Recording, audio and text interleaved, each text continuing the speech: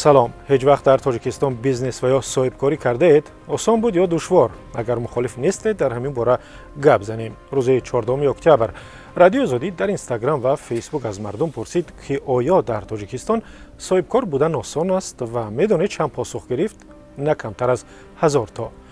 اکثریت کاربران گفتند که صاحبکاری در تاجیکستان آنقدر دشوار است که همه به آن تاب آوردن نمیتوانند و سببش هم به ادعای کاربران رفتار و مناسبت مقامات با صاحبکاران است. مظفر نورماتوف یکی از آنهایی است که در صفحه ما در فیسبوک به سوال صاحبکار بودن در تاجیکستان آسان است چون این پاسخ داده است: اگر وجدان، ایمان، انصاف نداشته باشی صاحبکاری موثر شدن آسان است. یگان کریشه میابی تمام، لیکن هرگز صاحبکاری واقعی شدن نمیتوانی.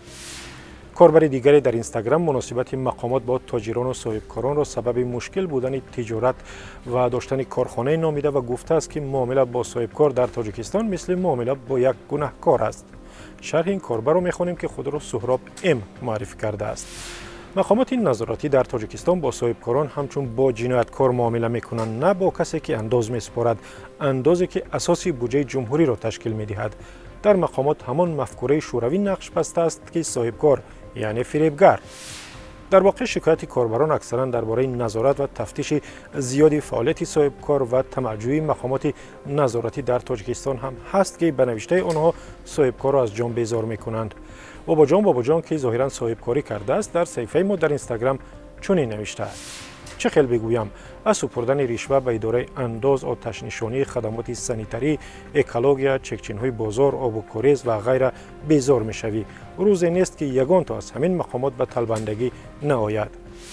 کاربر دیگری با نام اسکندر رازقوف در یک شرح 15 اداره نظارتی در تاجیکستان را نامبر کرده است که به گفته او به سنجیدن کار صاحبکار میآیند.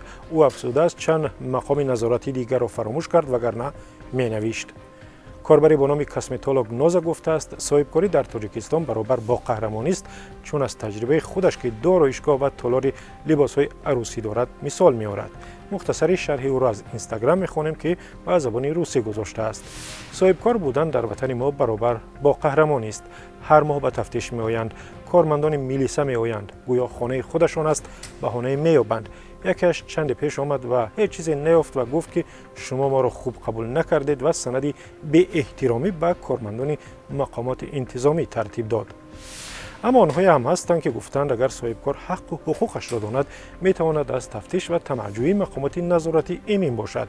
از جمله کاربری که خود را سیاره ممید و معرفی کرده است در صفحه ما در اینستاگرام چنین نوشته است: برای هر کس هر گونه است. برای صاحبکاران انفرادی همه گونه شرایط برای سپردن انداز بدون شرکت کاراتوران گرسنه و دروغگو مهیا کرده شده است. من صاحبکار انفرادی هستم و 3 سال است فعالیت دارم. تنها حقوق خود را دانی و برخلاف قانون کار نکنی شد. عین نظر را نیکروز یوسف جانوف کاربر دیگری در اینستاگرام گذاشته است. به عقیده او صاحبکاری و تجارت سالهای اخیر در تاجیکستان آسان‌تر شده است، ولی خود مردم می‌ترسد راه تجارت را پیش بگیرد. او گفته است: بسیاری ها فکر میکنند در تاجیکستان صاحبکاری دشوار است و به سبب زیاد بودن تفتیشات و بلند بودن انداز. همه اینها برای ما بهانه شده است که ترسیده به صاحبکاری دست نمیزنیم. اگر ما طبق قانون کار و فعالیت کنیم بسیار آسان است. حجت گذاری را پیش از همه باید درست به راه ماند. اما بسیاری های دیگر گفتند سندهای صاحبکار درست هم باشد، مقامات طلب‌های دیگری میکنند که امکان نمیدهد کاری تاجر رواج یابد. شرح دانش خدایدادوف یک کاربر صفحه رادیو آزادی در اینستاگرام با همین معنی است. از چند صاحبکاری که کارشان را قطع کرده به روسیه کوچ بستند پرسیدم چرا کار را قطع کردید؟ مگر در وطن کار کردن نغز نبود؟ گفتند که ساختارهای گوناگون بیزار کردند. برای این پول ده، برای آن پول ده، برای جشن پول ده. در کیسه همون پول نماند، برای همین قطع کردیم. شما هم صاحبکاری و تجارت کرده اید؟ دشوار بود یا آسان؟ نویسید و یا در ویدیو ثبت کنید و به ما بفرستید به رقمی که میبینید. وایبر، واتساپ و تلگرام و ایما دارد. اگر خبری تازه میخواهید پس وبسایت ما برای شماست. آزادی آنلاین به پایان رسید. من طاهر سفر هستم و اینجا رادیو آزادی است.